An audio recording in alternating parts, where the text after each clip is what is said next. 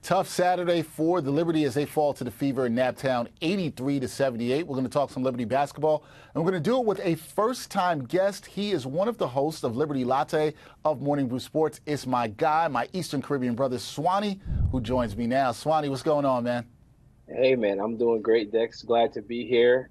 So glad that we were finally able to make this happen. I know a couple of times we talked about it, but we weren't able to make it happen. So glad we were able to make it happen today. Yeah, able to make it happen. It was on a loss. Yeah, I know. I wish it was about a win. Wish we were talking about that, but we have to talk about the Liberty after a loss. And Swanny, before Saturday's matchup, the Liberty, they had defeated the Fever 9 straight times. They had a double-digit lead in this game late in the fourth quarter.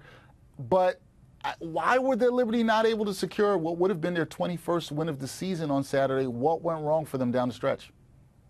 I'm going to attribute this one to shooting. Man, we forced a lot of threes, especially in that second half. We forced a lot of threes. Just looking at some of the stats today, man, we were 10 for 42 from three-point range. 10 for 42. We're at 29 for 71 field goal percentage, which means we took 29 shots that weren't three-pointers. That's absolutely unacceptable. It's unacceptable. Like I said, we were 23.8% from three, and it felt like that was the only shot we could take in the fourth quarter. We weren't trying to run the ball through JJ. We weren't looking for any of the high post passes. We weren't shooting any mid-range shots. It looked like we was only shooting three. So I attribute that to the loss today, man. It just way too many threes. Shot way too many threes. Yeah, disparity in what they shot from the field. You saw a lot of three-pointers, especially in that fourth quarter, and that's pretty much where the Liberty went cold. Now, you mentioned Jonquel Jones because recently, Swanee, we've seen Jonquel Jones not get as many shot attempts and touches in games as some fans would like. And Jones today, she was a beast on the boards. She had 12 rebounds, but only 5 shot attempts. So I got to ask you this. What do the Liberty have to do in order to get JJ more involved offensively? The biggest thing with JJ, man, they have to run the offense through JJ. I see a lot of times, especially today, a lot of what was happening was they were going to JJ in like an emergency panic mode type of possession, whereas they got to get her the ball earlier in the possession. A lot of the offense needs to run through JJ.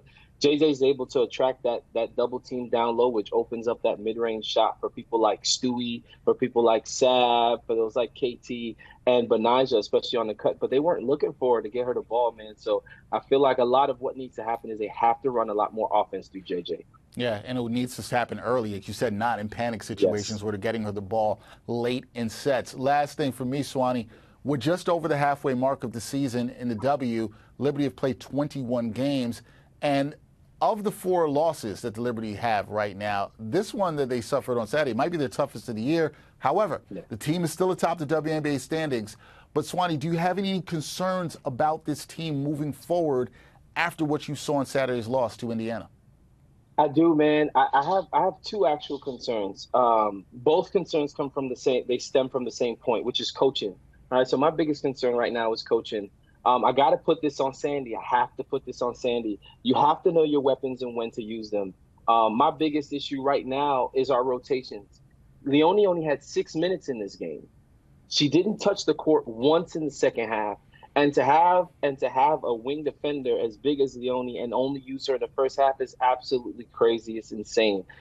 Just a little bit of the stats. Lane, our starting 5 played the bulk of this game. Laney, 38 minutes. Stewart, 36 minutes. JJ, 31 minutes. Sab, 35 minutes. KT, 28 minutes. And our bench, Jalen, non-existent. Davis, non-existent. Ivana, non-existent. We have to do better with our rotation. She has to get our subs more involved because especially when things aren't working. I hate to talk about a different team, but you looked at the Aces last night when things weren't working.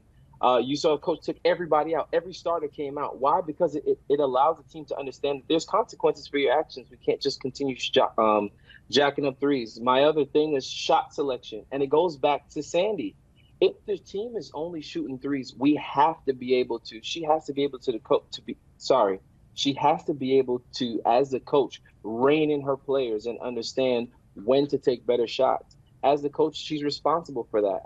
And so those are my biggest concerns, shot selection and rotation, man. All right, shot selection and rotation. We'll see if the Liberty can clean those things up. Also, you're talking about the rotations. You don't want the team to get too burnt out. Only a few more games left before we get to that Olympic break. We'll see how that goes. But Liberty, still doing pretty good. They're 17-4 on the season atop the WNBA standings.